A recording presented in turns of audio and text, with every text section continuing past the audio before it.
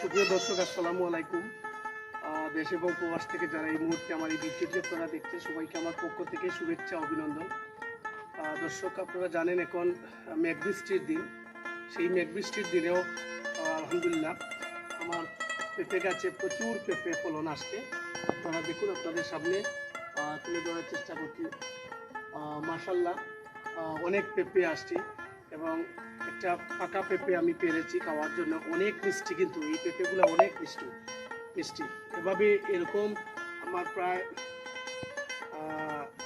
এর চেয়ে ছোটো ছোটো প্রায় 15 থেকে 20টি গাছ আছে, পেঁপে গাছ। তো আপনারা যদি এখন এই বৃষ্টির দিনে আপনাদেরকে যদি আমি একটু দেখাই, 12 মাসের যে মরিচ, সেই মরিচ আপনারা দেখুন এখনো পেকে গেছে, এখনো খাসা মরিচ আমার গাছে কিন্তু আছে এবং প্রচুর ফুল আসছে। এই মরিচ গাছে, 12 মাসি মরিচ গাছে প্রচুর পরিমাণে মরিচ এসেছে এবং ফুল এসেছে। সেই সাথে যদি আমি একটু আপনাদেরকে লক্ষ্য করি দেখাই, তাহলে আপনারা বুঝতে পারবেন। এই দেখুন আপনারা আমার এই জায়গার মধ্যে প্রচুর বন্ডুলা পাতা আপনারা দেখছেন, প্রচুর বন্ডুলা পাতা। এই দেখেন এই জায়গার মধ্যে, এই দেখেন পুরা জায়গা, এই দেখেন অনেক বন্ডুলা পাতা, অনেক বন্ডুলা পাতা আমার।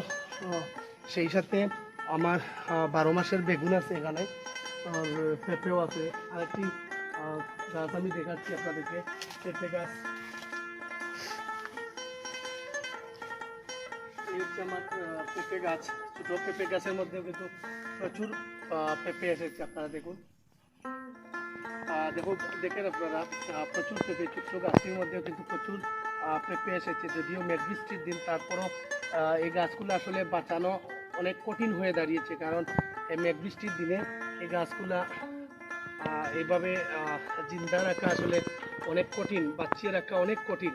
কারণ পানি জমাট হয়ে গেলে এই গাছগুলা রাখা সম্ভব নয়।